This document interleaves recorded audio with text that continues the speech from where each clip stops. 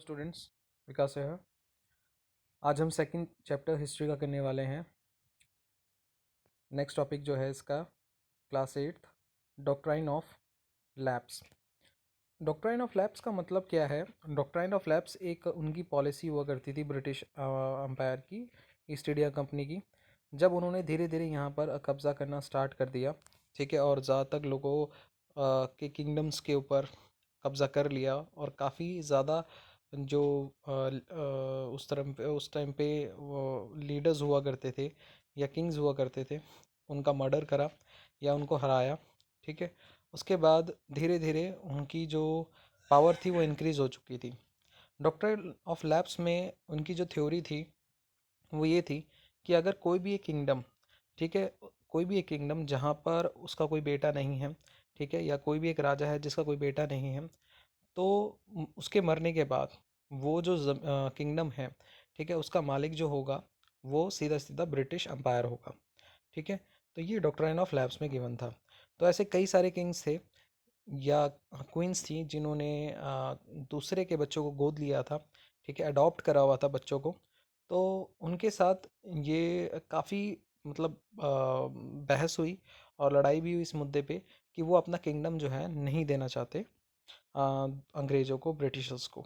तो doctrine of lapse में सीधी सी बात ये गिवन थी, उनको बताई गई थी सारे किंगडम्स को, और ऑल ओवर इंडिया में ये सारी चीज़ें बोली गई थी कि अगर कोई भी किंग जिसका कोई भी मेल नहीं होता बच्चा, ठीक है, मतलब उसके मरने के बाद जो गद्दी पे बैठ सके, तो वो ऑटोमेटिकली सारा का सारा जो उसका किंगडम होता है वो ईस्ट इंडिया कंपनी के पास चला जाएगा। तो इसके ऊपर कई सारी जो लड़ाइयाँ थी वो हुई। जैसे कि हमने रानी लक्ष्मीबाई के बारे में सुना है, तो उनके साथ भी सिमिलर ही केस था, जो कि फिर उनकी लड़ाई हुई उनके साथ, ब्रिटिशर्स के साथ इनके खिलाफ, ठीक है। तो उनके साथ भी यही था कि वो अडॉप्टेड सन था उनका जो बच्चा था, तो इस वजह से उनके साथ भी ये लड़ाई हुई। उस टाइम में काफ़ी ऐसे भी किंगडम्स थे, जैसे सतारा था, संभालपुर था, उदयपुर था, नागपुर था, झांसी थी। झांसी, जैसे झांसी की रानी मैं बता रहा था आपको, ठीक है। तो इस रिवॉल्ट के कारण, जैसे कि बहुत बड़ा फेमस रिवॉल्ट है जो कि आप आगे पढ़ोगे भी, रिवॉल्ट ऑफ 1857 जो यहाँ पर है, ब्रोक आउट इन 1857 जो है, ये जो है रिवॉल्ट बहुत बड़ा रिवॉल्ट माना गया था, और पहला रिवॉल्ट माना गया था जो कि उस टाइम पे ऐसी सिचुएशन क्रिएट हो चुकी थी कि ब्रिटिशर्स की पावर काफ़ी कमज़ोर होने लग गई थी, और पूरे इंडिया में कई जगह पे रिवॉल्ट्स होने स्टार्ट हो चुके थे। तो 1857 माना जाता है कि सबसे पहले जो रिवॉल्ट हुए थे अगेंस्ट ब्रिटिशर्स, तो वो 1857 में ही स्टार्ट हुए थे। अभी कुछ मैप्स देख लेते हैं हम। जैसे आप मैप ए में ये 11 ए में देखोगे, तो इसमें जो येलो कलर का एरिया है वो अंडर ब्रिटिश रूल है, मतलब कैलकाटा, बनारस, ठीक है, कुछ एरियाज़ ऐसे हैं मद्रास के, ठीक है, मैसूर के आसपास के कुछ एरियाज़ हैं जो कि अंडर थे सिर्फ ब्रिटिश रूल के, ठीक है। लेकिन बाकी अदर उनके अंदर नहीं थे, जितना भी ये पिंक सा एरिया है। बट जब आप बी में देखते हो तो कलकत्ता, बनारस तो पहले ही था, अब नियर बाय आपका दिल्ली भी हो चुका है, ठीक है, दिल्ली, कुछ उत्तराखंड के पार्ट आ चुके हैं, ठीक है। नीचे आप देखोगे मद्रास पहले भी था, बॉम्बे भी आ चुका है, ठीक है, आसपास गोवा के एरियाज़ भी आ चुके हैं, साउथ में काफ़ी एरियाज़ कवर्ड हो चुके हैं। फिर थर्ड इमेज आप देखोगे तो यहाँ पर लाहौर, दिल्ली, लखनऊ, ठीक है, बनारस, कोलकाता पहले से थे, बॉम्बे, पूना, ठीक है, और साउथ में भी आप देखो एरियाज़ काफ़ी ज़्यादा इंक्रीज़ हो चुके हैं। तो मतलब ये उनकी पावर शो कर रहा था कि उनकी एक्सपेंशन जो थी, मतलब वो धीरे धीरे जो उनकी बाउंड्रीज थी, ठीक है, वो ज़्यादा एक्सपेंड हो रही थी, और ज़्यादा से ज़्यादा जो लैंड है वो कवर कर रहे थे, और किंगडम्स को वो कवर कर रहे थे, अपने अंडर ले आ चुके थे।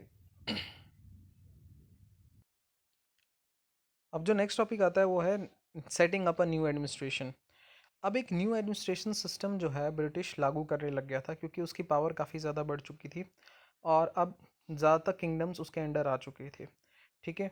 तो अब जो नए सिस्टम कैसे हो चुके थे, क्योंकि पहले भी बॉम्बे, मद्रास, ठीक है, कलकत्ता, बंगाल, ये जो एरियाज़ थे इन्होंने यहाँ पर अपनी प्रेसिडेंसीज बना दी, ठीक है। एक rules and regulations form up करने लग गए। मतलब वहाँ पर ये डिवाइड कर दी, बंगाल, मद्रास, बॉम्बे, ठीक है, ये अलग अलग जगह इन पर डिवाइड कर दिए और यहाँ इनको प्रेसिडेंसीज बना दी।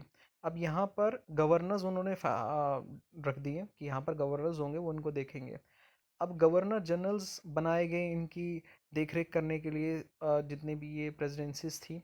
और यहाँ का एडमिनिस्ट्रेशन सिस्टम चेंज कर दिया गया। काजीज रखे गए, काजी मतलब जज होता है, जज रखे गए, ठीक है, जो कि मतलब एक तरीके से देखते थे सिस्टम को। अगर कोई गलत करता था तो उसको उसके ऊपर जजमेंट भी दिया करते थे। मतलब अपने एक्सपेंशन के लिए उन्होंने नए नए अब एडमिनिस्ट्रेशन सिस्टम बना दिए गए थे, जिसकी वजह से जो उनका एडमिनिस्ट्रेशन सिस्टम था वो बहुत ज़्यादा स्ट्रांग होते जा रहा था डे बाय डे। अब यहाँ पर उनके सिस्टम में सबसे बड़ा था जैसे कि क्रिमिनल कोड्स बना दिए थे, फौजदारी अदालत, सिविल कोड बना दिए थे उन्होंने, दीवानी अदालत। मतलब क्रिमिनल्स अगर कोई आता है, कोई मर्डर वगैरह किसी की चीज़ का चार्ज लगता है तो वो फौजदारी में जाएगा, क्रिमिनल कोर्ट्स में जाएगा। और सिविल कोर्ट्स मतलब कोई घर के कलेश या कोई लड़ाई झगड़े होते हैं, ठीक है, उसमें जो है वो दीवानी में जाएगा, अदालत में। मतलब ऐसे ऐसे करते उन्होंने काफ़ी ज़्यादा जो है अपना एडमिनिस्ट्रेशन सिस्टम स्ट्रॉन्ग कर लिया था। और जैसे आप ये भी देख सकते हो, यहाँ पर उन्होंने एक प्रॉपर एडमिनिस्ट्रेशन सिस्टम की एक इमेज भी देख सकते हो आपकी। कोई अगर किसी का ट्रायल हुआ करता था, ट्रायल इन द सेंस कि जैसे कोर्ट्स में ट्रायल होती हैं, ठीक है, पेशी होती है, ठीक है, वो किस तरीके से होती थी। मतलब उन्होंने एक अपना सिस्टम जो आज हमारे यहाँ इंडियन गवर्नमेंट फॉलोअप करती है, वो उन्होंने पहले ही कर चुके थे इम्पोज। अब कई वहाँ पर स्कूल भी सेटअप करे गए, ठीक है, उनको धर्मशास्त्र बोला गया, ठीक है। जैसे कि a major problem was the Brahmin pandits gave different interpretation of local laws based on the different school of Dharmashastras, ठीक है। उनको उनके पास अलग अलग प्रॉब्लम्स हुआ करती थी अपनी अपनी, ठीक है। और डिफरेंट स्कूल्स हुआ करते थे जिनमें धर्म की शिक्षा दी जाती थी, उनको लेके आए गए। हिंदू लॉज के बारे में बात हुई, हिंदूज लॉज को इम्प्लीमेंट करा, ठीक है। इंग्लिश जो रूल्स एंड रेगुलेशंस है उनको भी करा। मुस्लिम्स के भी लॉज के बारे में बताया गया, उनको भी इंट्रोड्यूस करा गया। कहने का मतलब ये है कि अब जो एडमिनिस्ट्रेशन सिस्टम है वो काफ़ी आगे बढ़ चुका है। पहले कहाँ ये ट्रेड करने आए थे, अब यहाँ ये रूल करने लग गए। और रूल भी करते करते इन्होंने यहाँ पर पूरा एक कॉन्स्टिट्यूशन टाइप, मतलब एक ये कह सकते हो कि एक एडमिनिस्ट्रेशन सिस्टम का स्ट्रक्चर क्रिएट कर दिया था कि कैसे यहाँ पर ये देश चलेगा, ठीक है। अब इसमें कंपनीज आर्मी, जो नेक्स्ट टॉपिक है इसका, कंपनीज आर्मी। अब जो ईस्ट इंडिया कंपनी है उसकी आर्मी की बात हो रही है यहाँ पर। उसमें बहुत सारे इंडियंस की ये लगा लो कि भर्तियां की गई, बहुत लार्ज स्केल में इंडियंस की भर्तियां की गई। और उन भर्तियों में जो अपर पोस्ट है वैसे तो ज़्यादा तक ब्रिटिशर्स के पास ही थी, ठीक है। जैसे जो जनरल वगैरह हुआ करते थे मिलिट्रीज में, वो ब्रिटिशर्स के पास ही दी गई थी पावर्स।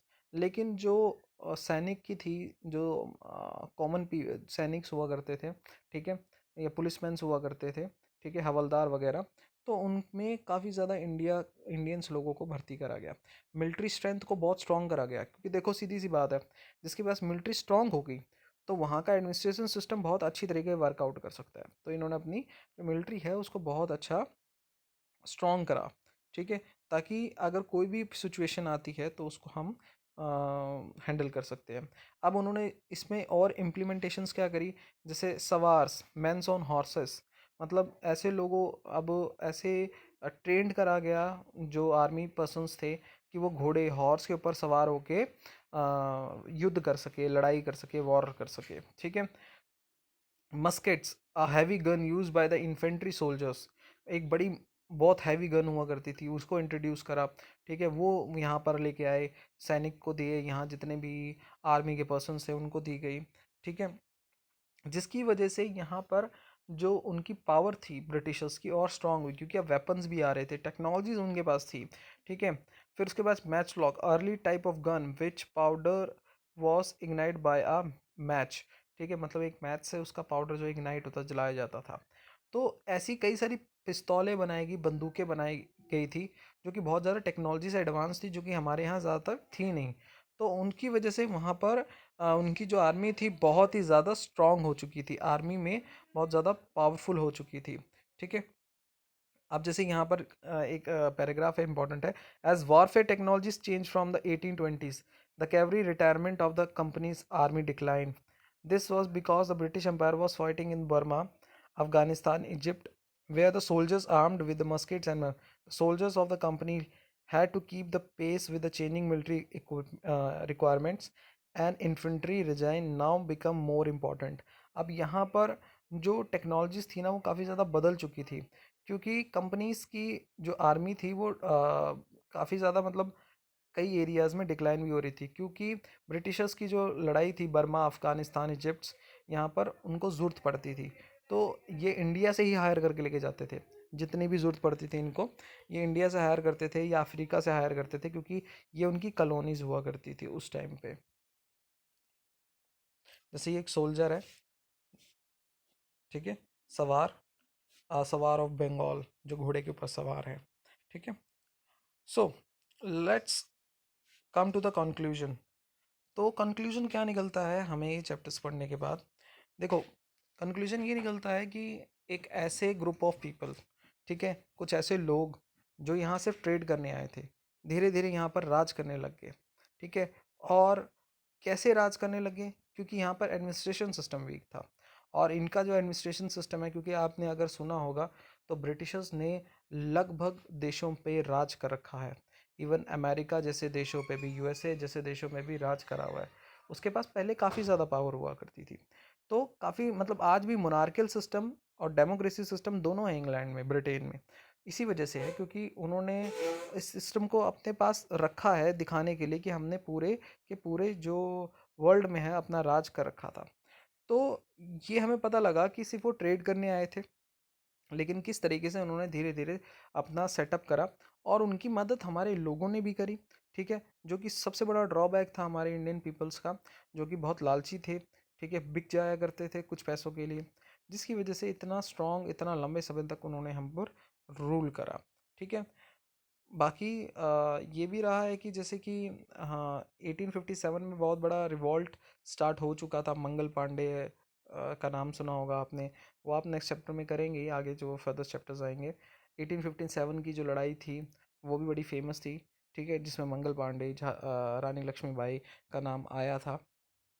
तो धीरे धीरे इन्होंने अपना जो भी एक्सपेंशन था वो करते गए, और एक्सपेंशन का एंड ये हुआ कि अब इस टाइम पे 1857 तक, या हम ये कह सकते हैं 1840s तक में उनका बहुत अच्छा रूल हो चुका था इंडिया में, पावरफुल थे वो काफ़ी ज़्यादा।